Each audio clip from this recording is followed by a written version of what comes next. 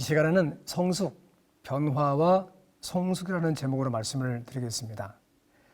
1929년도 미국은 역사 이래 엄청난 경제 위기를 맞이합니다. 우리는 이것을 대공황이라고 부르죠. 수백만의 직장인들이 직업을 잃었고 주식은 바람에 날리는 휴지 조각이 되었습니다. 이때 포드 자동차의 회장이었던 헨리 포드는 나의 사는 논에서 이러한 글을 남깁니다. 변화를 거부하는 사람은 이미 죽은 사람이다. 장례식을 했느냐 안 했느냐는 사소한 문제이다. 안정성이라는 것은 시냇물에 떠내려가는 죽은 물고기와 같다. 이 나라에서 우리가 아는 유일한 안정성은 변화뿐이다. 만약 목표를 성취하는 데 방해가 된다면 모든 시스템을 뜯어 고치고 모든 방법을 폐기하고 모든 이론을 던져버려라. 여러분, 삶의 위기와 어떤 문제가 발생했을 때에 반드시 유일한 안정성은 변화인데 현재 그 상태에서 아무것도 하지 않고 있으면 어떤 발전과 다른 성숙을 기대할 수 없다는 말입니다. 어쩌면 이 말씀은 오늘날 현대 교회와도 관련이 있을 수 있습니다.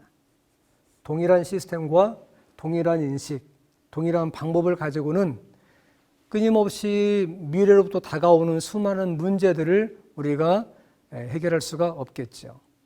여러분, 신앙인의 행복은 변화와 성숙이라고 할 수 있습니다. 사람마다 행복의 조건이 달라요. 어떤 사람의 행복은 성공에 있고 몸이 아픈 사람의 행복은 건강에 있습니다. 그러나 우리 그리스도인의 행복은 변화와 성숙에 있습니다. 예수님을 닮아가는 데 있으며 예수님의 장성한 분량에 이르는 데 있습니다. 예수님 안에서 충만함을 경험하는 데 있습니다. 하지만 여러분, 변화와 성숙은 하루아침에 이루어지지는 않습니다. 그래서 변화와 성숙은 값진 것이죠. 보통 아이가 태어나는데 10달이 걸린다고 한다면 그 아이가 성장하고 변화해서 성숙하는 데는 한평생이 걸리지요. 그래서 누군가 말합니다. 아이를 낳기 위해서는 피를 흘려야 하지만 아이를 키우기 위해서는 피를 말려야 합니다.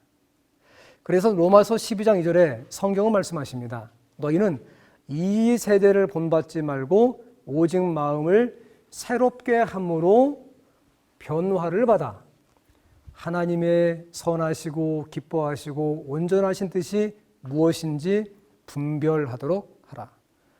여러분, 어떻게 하면 새롭게 함으로 변화를 받을까요? 우리가 어떻게 하면 하나님 안에서 새롭게 되어서 우리 하나님께서 보시기에 온전하신 뜻이 무엇인지 분별할 수 있는 인생을 살아갈 수가 있을까요? 마음이 새롭게 되기 위해서는 우선 새로운 정보가 들어와야만 합니다. 이 정보가 기존에 우리가 가지고 있었던 이 생각의 틀에 마치 돌을 던졌을 때에 유리창에 돌이 충격을 가하면서 수천 가지의 유리 파편이 생기는 것처럼 이 정보가 우리가 기존에 가지고 있었던 생각에 충격을 가하게 되고 그 충격으로 말미암아 거기에 공간이 형성되게 되며 그로 말미암아 생각이 변화가 됩니다. 그래서 하나님의 선하신 생각이 우리의 마음으로 내려오게 되고 우리 마음을 새롭게 하게 되죠. 그러면 일반적으로 이렇게 변화의 과정 가운데에서 마음이 새롭게 된 사람들의 일반적인 특징은 말을 조심하게 됩니다. 함부로 말을 하지 않아요. 그리고 자기가 한 말에 대해서 돌이켜보게 되죠. 우리의 언어가 변화되면 우리의 행동이 변화됩니다. 이것이 우리의 일상 가운데에서 습관적으로 늘 반복되면서 간혹 이것이 틀어지는 경우는 있지만 여하튼 습관적으로 반복되면서 우리의 존재 가운데 스펀지처럼 스며들게 되고 이것이 우리의 삶의 일부가 되었을 때에 세상 사람들은 이것을 인격이라고 부르고 그리스도인들은 이것을 품성이라고 부릅니다. 그런데 많은 그리스도인들이 변화와 성숙이 왜 되지 않는 걸까요? 저는 방금 보통 일반적으로 기존에 우리에게 새로운 정보라고 하는 새로운 말씀과 진리가 우리의 생각 속에 들어옵니다. 그래서 생각에 충격을 가하게 되고, 그래서 이 충격을 통해서 생각이 새롭게 됩니다. 그리고 이것이 우리의 마음으로 내려와서 마음을 새롭게 합니다. 그러면 이때 우리는 마음의 의지를 통해서 새롭게 되는 이 마음의 생각, 그러니까 마음을 새롭게 한다는 이 부분에 있어서, 마음을 새롭게 하는 데 있어서 우리의 의지를 통해서 우리는 우리의 습관의 반복을 통해서 조금씩 우리 삶의 변화를 경험할 수가 있습니다. 그리고 제가 방금 말씀드린 것처럼 이것은 궁극적으로 나중에 그리스도인들이 이해하고 있는 품성의 과정까지 이르게 됩니다. 그런데 왜 이것이 생각만큼 되지 않을까요? 어떤 사람은 일평생을 재림신앙 안에서 살았는데 이것이 그의 기대만큼 이렇게 변화가 되지 않을까요? 어쩌면 그의 그 젊은 날보다 오히려 세월이 흘러가면서 그의 생각과 신앙이 변화되지 아니고 고착화되어서 이것이 갈등과 어떤 경우에 분쟁을 유발할 수밖에 없는 이런 문제가 생기는 걸까요? 여러분, 영감의 기별은 이렇게 말씀하고 있습니다. 많은 사람들이 그들의 마음 문 앞에 너무 많은 쓰레기 더미가 쌓여 있어 문을 열지 못하는 것을 나는 보았다. 또 다른 이들은 그들의 마음 문 앞에 출입을 방해하는 세속적인 것을 쌓아놓고 있었다. 이 모든 쓰레기들은 제거되어야 한다. 그렇게 될 때 그들은 마음 문을 열고 예수님을 맞이할 수 있을 것이다. 예수께서 우리의 문 앞에 계시는데 우리 문 앞에 온갖 쓰레기 더미, 세속적인 것들이 막고 있습니다. 그러니까 우리가 기존에 가지고 있었던 생각의 패러다임, 생각의 틀에 어떤 충격도 가할 수 없는 것입니다. 주의 영감의 말씀과 골수를 쪼개는 그 말씀이 우리의 생각에, 우리의 마음에 들어오지 아니하기 때문에, 즉 그 중간에 이러한 것들이 있음으로 말미암아 들어올 수 없기 때문에 우리 마음과 우리 생각에 어떤 변화도 경험할 수 없는 것이죠. 마음의 문 앞에 여러분은 어떤 쓰레기 더미를 쌓아놓고 있습니까? 혹 우리의 마음 문 앞에 온갖 세상의 것들을 쌓아둠으로 말미암아 도저히 예수께서 마음 문을 열지 못하는 그런 일이 우리 삶 가운데 있지는 않습니까? 그래서 예수께서 들어갈 수 없는 이런 현상이 생기지는 않는가요? 일전에 여러분 지그지글러가 정상에서 만납시다라고 하는 그런 책에 아주 뉴욕에 있는 그 타임스퀘어에서 있었던 한 이야기를 우리에게 소개하고 있습니다. 지금 보시는 것은 그 뉴욕에 있는 맨하탄에 있는 타임스퀘어인데, 지금 보시는 어디 있을까요? 요 파트, 요 부분이 타임스퀘어에 이런 계단이 있습니다. 여기서 많은 사람들이 티켓을 팔기도 하고, 그리고 여기에서 풍선을 팔기도 하고 다양한 것들을 팔기도 합니다. 일전에 뉴욕의 한 이 가까운 거리에서 풍선 장수가 풍선을 팔고 있었습니다. 그런데 여러분 아시는 것처럼 이 풍선이 항상 잘 팔리는 것은 아닙니다. 장사가 안 될 때면 그는 풍선을 하나씩 둘씩 하늘에 이렇게 날렸습니다. 그럼 이 풍선이 올라갑니다. 올라가면 여기에 관광했던 수많은 사람들 가운데에서 아이들이 풍선을 보면서 풍선이다라고 외치죠. 그리고 이 풍선이 올라갈 때면 사람들이 모여서 잠시 동안은 장사가 잘 되곤 했습니다. 그는 때로는 노란색 풍선을, 어떤 때는 하얀색 풍선을, 어떤 때는 파란색 풍선을 만들어서 하늘로 올렸습니다. 그런데 그가 여러 다양한 색깔의 풍선을 하늘로 올리고 있을 때에 그의 옆에서 한 흑인 소년이 풍선 장수를 올려다보면서 이렇게 그에게 물었습니다. 아저씨, 그래. 있잖아요. 검은색 풍선도 하늘로 날아갈 수 있나요?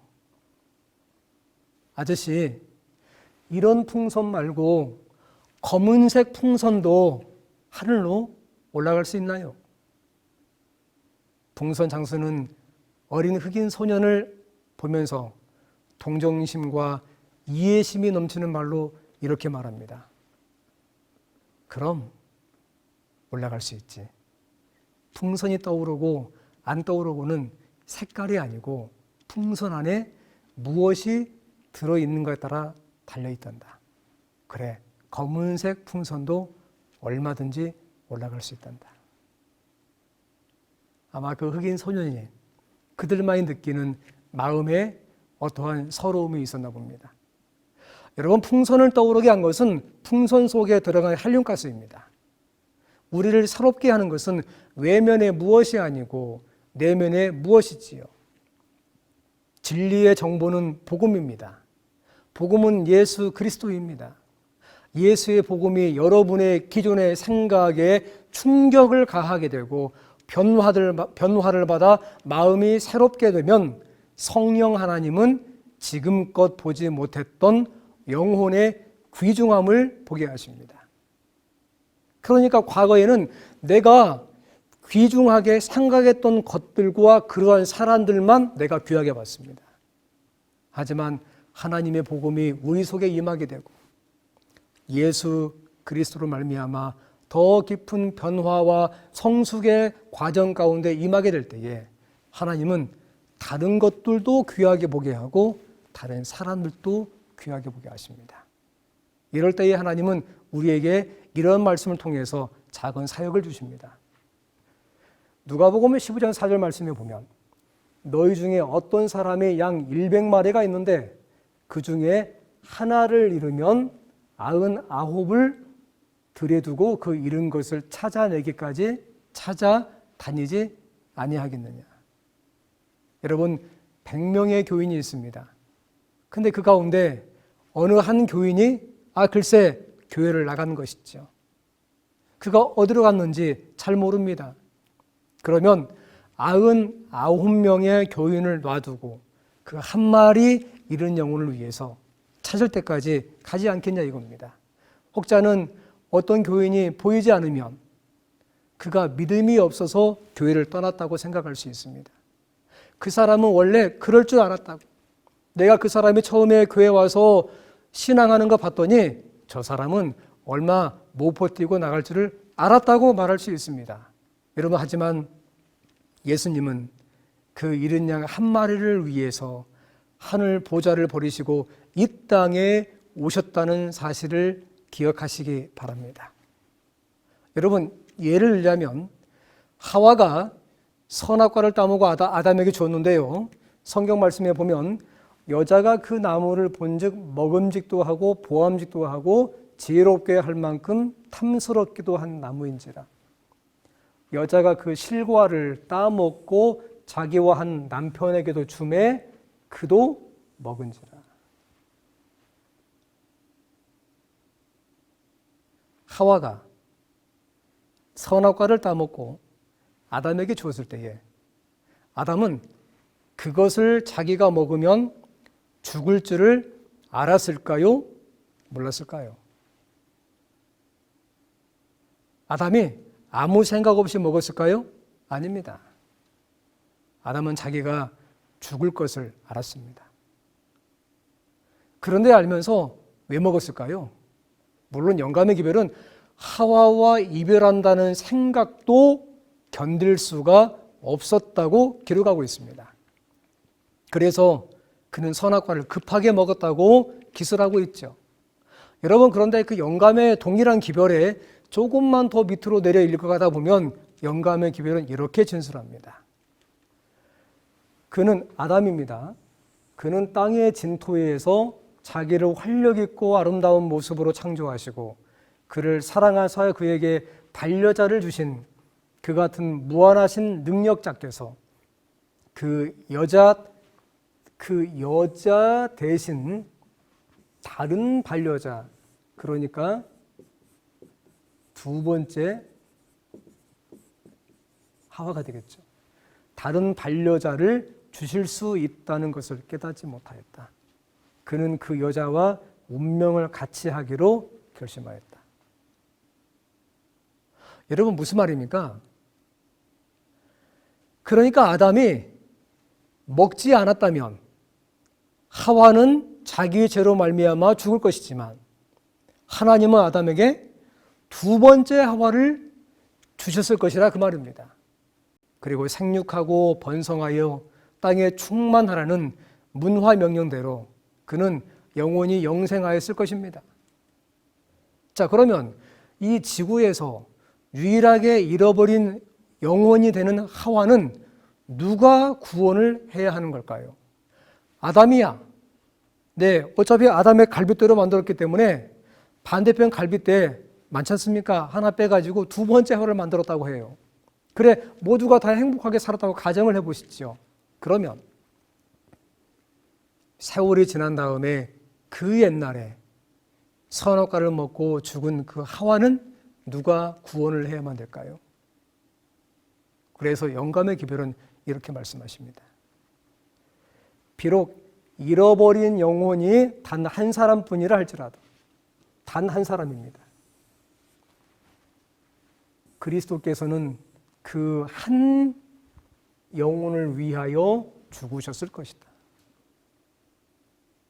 모든 인류가 영생하고 하와만 죽을지라도 그 한 마리 잃은 영혼을 위하여 예수님은 이 땅에 오셨을 것이다. 그 한 마리 잃은 영혼 때문에 창세기 3장 15절에 구속의 경륜이라고 부르는 구속의 계획은 선포되어야만 했습니다.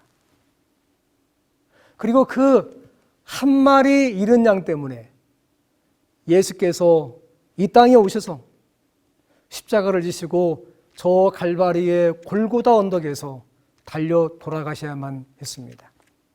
여러분, 그 한 마리 잃은 양 때문에 우리 하나님은 하늘의 모든 보좌를 버리고 이 땅에 오셨습니다. 그러니까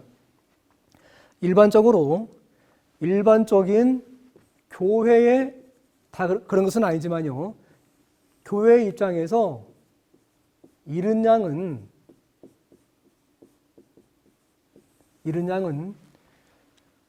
교회에 출석했다가 교회를 나간 사람이 잃은 양입니다. 그러니까 어느 한 사람이 교회에 나왔다가 그가 교회에 출석을 중단하게 되면 우리는 오랫동안 나오지 않는다 해서 장기 결석자라고 부릅니다. 하지만 이 장기 결석의 과정이 더 지속되게 되면 우리는 사람을 잃어버렸다 해서 잃은 양이라고 부릅니다. 여러분, 얼마나 잃은 양이 많은지 몰라요. 하지만 여러분, 이것은 일반적으로 교인들의 입장이고 하늘의 입장에서의 잃은 양은 다릅니다. 하늘에 봤을 때 잃은 양은 아담 이후에 이 지구상의 모든 죄로 말미암아 죽을 수밖에 없는 사람들은 전부 다 잃은 양입니다. 왜냐하면 아담으로 말미암아 다 죽을 수밖에 없게 되었기 때문입니다. 그러니까 일반적으로 교회와 사람들이 가지고 있는 잃은 양의 개념과 하나님께서 보신 잃은 양의 개념은 다르지요. 그러므로 예수 그리스도의 이 땅에 오신 가장 큰 목적은 잃은 양을 찾기 위한 것입니다. 그래서 비록 잃어버린 영혼이 한 사람뿐이라 할지라도 예수께서는 이 땅에 오셨을 것이란 말입니다. 왜냐하면 이 한 영혼의 가치가 예수께서는 바로 자신의 가치라고 그렇게 생각을 했기 때문입니다. 오래전 인터넷에 어떤 잃은 양이 이렇게 글을 올렸습니다. 제가 중간에 생략하고 잠시만 읽어드립니다. 이 사람 이름을 제가 그 당시에 보긴 했지만 여기에 기록하지는 않았습니다. 안식일입니다. 지금쯤 안식일 학교가 한창 진행 중이겠네요. 교회마다 순서 맡으신 분들, 한 주일 동안 은혜를 받으며 잘 준비하신 것을 발표하고 계시겠죠. 전 오늘 쉽니다. 그치만 집에 있네요. 많은 말을 하지 않아도 지금 내 맘 알 수 있는 분도 계시리라 생각합니다. 난 가끔, 아니 어쩌면 항상 생각합니다. 치맛자락이라도 붙잡고 신앙 끄트머리에 매달릴 수 있는 그런 사람이 내게도 있었으면 좋겠다고요. 여러분, 이 사람의 이름은 무엇입니까? 이 사람의 이름은 이른 양입니다. 누군가는 손을 내밀어야만 합니다. 변화와 성숙의 교인은 이른 영혼에게 손을 내미는 사람입니다. 그러니까 과거에 내가 선호하는 사람에게만 손을 내밀었다면 마음이 새롭게 됨으로 말미암아 변화와 성숙의 과정 가운데 있는 교인은 그 사람이 어떤 사람이라 할지라도, 비록 그 사람이 천한 사람이라 할지라도 바로 예수님의 생명과 바꿀 수 있는 사람이기 때문에 그에게 손을 내미는 사람입니다. 그래서 예수님은 삭개오의 집으로 가시면서 말씀하십니다. 인자의 옷은 잃어버린 자를 찾아 구원하려 함이니라. 이제 예수님께서 저 갈바리 십자가에 달리실 때에 빌라도의 광장에서부터 저 골고다 언덕까지 처음부터 마지막까지 예수님을 지켜보던 한 사람이 있었습니다. 물론 거기에 많은 사람이 있었지만 그 사람은 유심히 예수님의 모습을 지켜보았죠. 그는 처음에 예수님을 유대인들에게 미움을 많이도 받은 죄인쯤으로 생각을 하였습니다. 그가 그런데 신문을 받으시는 과정을 지켜보면서 저 사람이 꽤나 영성 있는 사람쯤 되는가라고 생각을 했겠지요. 그런데 저 빌라도의 광장에서부터 저 골고다 언덕까지 예수께서 무거운 십자가를 지시고 올라가시면서 보이는 그 예수님의 모든 모습들을 생생하게 지켜보면서 그의 삶에 그가 기존에 가지고 있었던 선입견을 충분하게 부술 수 있는 새로운 정보가 들어오면서 그의 양심의 개인적인 흔들림을 경험하게 됩니다. 그리고 그는 저 갈바리 언덕에서 예수께서 운명하실 때에 그의 흔들림 이후에 그의 신앙을 이렇게 고백합니다. 백부장과 및 함께 예수를 지키던 자들이 지진과 그 일어난 일들을 보고 심히 두려워하여 이르되 이는 진실로 하나님의 아들이었도다. 이는 진실로 하나님의 아들이었다. 새로운 정보가 들어왔습니다. 그의 생각에 충돌을 가하면서 파편이 다 날아가고 그 진공 공간에 새로운 생각이 자리를 잡았습니다. 예수님이 운명하시자 예수님을 고소했던 사람들은 안도의 한숨을 쉬면서 집으로 돌아갔을 것입니다. 아무런 일도 더 이상 일어나지 않을 것이라고 생각을 했을 것입니다. 하지만 여러분, 그날에 이러한 생각의 충격으로 말미암아 그들의 생각의 변화가 그들의 마음을 새롭게 했을 때에 영감의 기별은 말하기를 그들 중 많은 사람들은 아침에 저들이 가졌던 생각과는 전혀 다른 생각을 가지고 예루살렘으로 돌아갔다라고 말하고 있습니다. 그들에게 정보가 들어오고 깨달음이 시작이 되었던 것이죠. 그리고 얼마 있지 않아서 놀라운 일들이 생깁니다. 예수께서 부활하시고 그리고 예수께서 거기서 얼마 동안 거하시다가 저 하늘로 승천하신 이후에 이들은 마가의 다락방에 모여서 아버지의 약속하신 성령을 위해서 깊은 회개와 기도를 이어갑니다. 그리고 성경은 오순절의 역사를 이렇게 말씀하십니다. 그들이 다 성령의 충만함을 받고 성령이 말하게 하심을 따라 다른 언어들, 방언이죠, 말하기를 시작하니라. 그런가 하면 4장에 말하기를 이에 베드로가 성령이 충만하여 이르되 백성의 관원과 장로들아라고 말합니다. 그리고 동일한 4장 31절에 빌개를 다음에 모인 곳이 진동하더니 무리가 다 성령이 충만하여 담대히 하나님의 말씀을 전했다고 성경은 말씀하고 있습니다. 여러분, 초대교회의 위대한 탄생의 모습입니다. 물론 성령이 충만해서 초대교회가 많은 발전과 즉 성장과 부흥을 한 것은 맞습니다. 하지만 교회가 발전하고 부흥했다고 해서 초대교회가 문제가 없었던 것은 아닙니다. 왜냐하면 교회가 성령 충만해도 얼마든지 문제가 있을 수가 있습니다. 왜냐하면 모든 사람이 다 충만하지는 않기 때문입니다. 교회가 성숙되었다고 해서 모든 사람이 다 그런 것은 아니에요. 왜냐하면 이제 신앙을 새롭게 시작하는 사람도 있고 그 가운데 미숙함으로 말미암아 흔들림을 경험하는 사람도 있기 때문입니다. 여러분, 교회가 열심히 있다고 해서 모든 교인이 다 열심히 있는 것은 아닙니다. 그 가운데 교회 생활의 피로와 관계의 갈등으로 말미암아 어떤 사람은 오늘도 교회를 쉬고 싶은 사람이 분명히 있을 수 있기 때문입니다. 어쩌면 교회 생활에 지쳐서 더 이상은 교회를 나가기 싫은 사람도 얼마든지 발생할 수 있습니다. 하지만 하나님의 교회를 위한 사역의 사람이 필요할 때 주님께서는 어떤 사람을 부르시는가? 그러니까 교회가 영적으로 흔들릴 때 하나님은 어떤 사람을 부르시는가? 성경은 동일한 원리를 가지고 그런 사람을 부르십니다.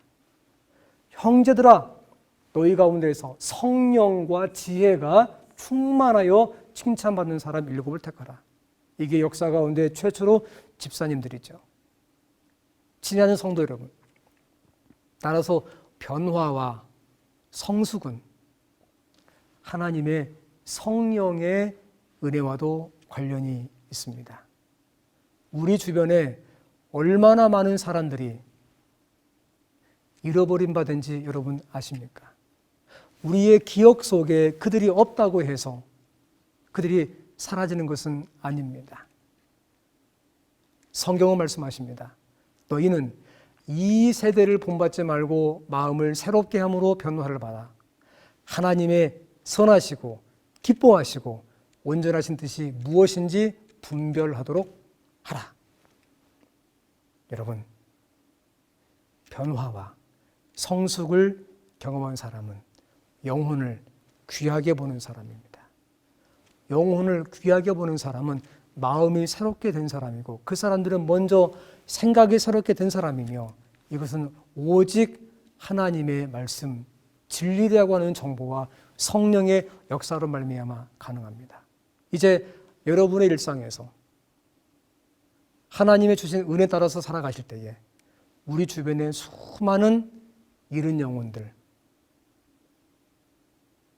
여러분, 나 자신과 더불어 예수께서 그들을 위해서 이 땅에 오셨음을 기억하시고 그렇게 관심을 갖고 나아가시기를 바랍니다. 하나님의 은혜가 함께 하시기를 간절히 빌겠습니다. 감사합니다.